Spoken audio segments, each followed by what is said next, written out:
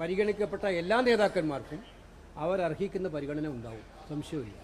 നിങ്ങൾ മനസ്സിലാക്കേണ്ടത് ഞങ്ങളുടെ സ്ഥാനാർത്ഥികളെ ഇതുവരെ പിടിച്ചിട്ടില്ല. ഇപ്പോൾ ചോദിച്ചു അഭിപ്രായ വ്യത്യാസമുണ്ടോ. ഒരു മന്ത്രിയെ പ്രഖ്യാപിച്ചിട്ട് 4 ദിവസമായിട്ട് അയാൾ ഇറങ്ങിയോ?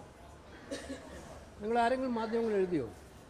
ഒരു മന്ത്രിയെ സ്ഥാനാർത്ഥിയായിട്ട് പ്രഖ്യാപിച്ചിട്ട് 3-4 ദിവസമായിട്ട് അദ്ദേഹം പ്രചരണ രംഗത്ത് പോലും ഇറങ്ങിയിട്ടില്ല. പാർട്ടി സെക്രട്ടറി പറഞ്ഞിരിക്കുന്നത് 2 പ്രാവശ്യം പറയുന്നു അദ്ദേഹമാണ് അവിടുത്തെ സ്ഥാനാർത്ഥി, അദ്ദേഹം ഇറങ്ങിയിരിക്കും. പക്ഷേ ഏറ്റവും ഒടുവിൽ ഇപ്പോൾ കേട്ടത് അദ്ദേഹം അവിടെ നിന്ന് മാറി വേറൊരു സീറ്റിൽ മത്സരിക്കുന്നു, അവിടെ അദ്ദേഹം പറഞ്ഞ വേറൊരാളെ മത്സരിക്കും. 5 സീറ്റുകളിൽ, അതുകൂടാതെ 4 സീറ്റുകൾ 5 സീറ്റുകളിൽ ഇനിയും സ്ഥാനാർത്ഥികളെ പ്രഖ്യാപിക്കാനുണ്ട്. ഞങ്ങളുടെ പാർട്ടിക്കകത്ത് സ്ഥാനാർത്ഥികളാകാൻ ആഗ്രഹിച്ച ഒരുപാട് പേരുണ്ട്, അർഹതപ്പെട്ടവരുണ്ട്, ആകാൻ പറ്റിയിട്ടില്ല. പക്ഷെ അവരെല്ലാം പാർട്ടിയുടെ മുൻനിര നേതാക്കന്മാരായിട്ട് പാർട്ടി ഗവൺമെൻറ് വന്നാൽ ഏറ്റവും പ്രധാനപ്പെട്ട പദവികളിൽ ഉണ്ടാകുന്നവരായിരിക്കും, സംശയമില്ല. പക്ഷേ ഇതിന് നിങ്ങൾ ഉത്തരം പറ. ഒരു സിറ്റിംഗ് മന്ത്രിക്ക് അവരുടെ മണ്ഡലത്തിൽ മത്സരിക്കാൻ പോലും ആത്മവിശ്വാസം ഉണ്ടായിരുന്നില്ലല്ലോ. ഉണ്ടായിരുന്നോ? ഈ തെരഞ്ഞെടുപ്പിൻ്റെ റിസൾട്ട് അവിടെയാണ് നിങ്ങൾ കാണേണ്ടത്.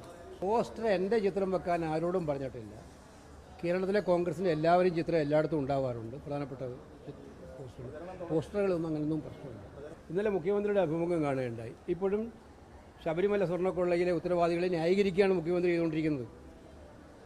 അയ്യപ്പൻ്റെ സ്വർണം കണ്ടിട്ട് പോയവർ, ജയിലിൽ കിടന്നവർ, അവരെ ഇപ്പോഴും ന്യായീകരിക്കാൻ നിൽക്കുകയാണ്. അപ്പോൾ പിന്നെ എന്താണ് അതിനകത്ത് പറയാനുള്ളത്?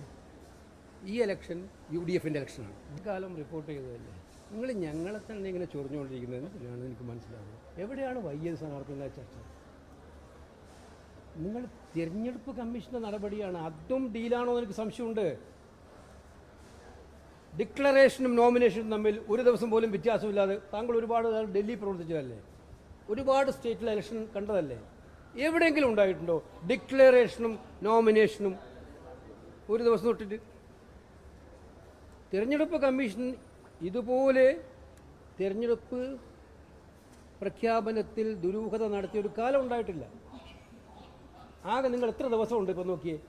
ഇപ്പോൾ നോമിനേഷൻ തീരുന്നത് 23-ാം തീയതി, വിഡ്രോവൽ 26-ാം തീയതി, 7-ാം തീയതി പ്രചരണം അവസാനിച്ചു. 26-ഉം 10-ഉം 6, 11 ദിവസം. ഇതിനിടയിൽ ദുഃഖ വെള്ളിയാഴ്ചയുണ്ട്, ഇതിനിടയിൽ ഈസ്റ്ററുണ്ട്. ഇപ്പോൾ കഴിഞ്ഞ ദിവസം ഈ ദിവസങ്ങൾ കൂട്ടിയാണ് പെരുന്നാൾ കഴിഞ്ഞു. അപ്പോൾ ഫലത്തിൽ 10 ദിവസം പോലും ഇല്ല ഒരു സ്ഥാനാർത്ഥിക്ക് പ്രചരണം നടത്താൻ. നമ്മുടെ പാർട്ടി ജനാധിപത്യ പാർട്ടി ആയതുകൊണ്ട് നേതാക്കന്മാർക്ക് എല്ലാവർക്കും ഒരുപോലെ പറയാനുള്ള അവകാശമുള്ളതുകൊണ്ടും, ഏത് CPM-നെ പോലെ അല്ലല്ലോ, അവിടെ ഒരാൾക്കല്ലേ പറയാൻ അവകാശമുള്ളൂ. നിങ്ങൾ സുധാകരൻ്റെ വിഷയം എന്തായിരുന്നു കഴിഞ്ഞ 2-3 വർഷക്കാലം നിങ്ങൾ ഉണ്ടാക്കിയത്? ഇന്ത്യ രാജ്യത്ത് ഉണ്ടാക്കിയ ഏറ്റവും വലിയ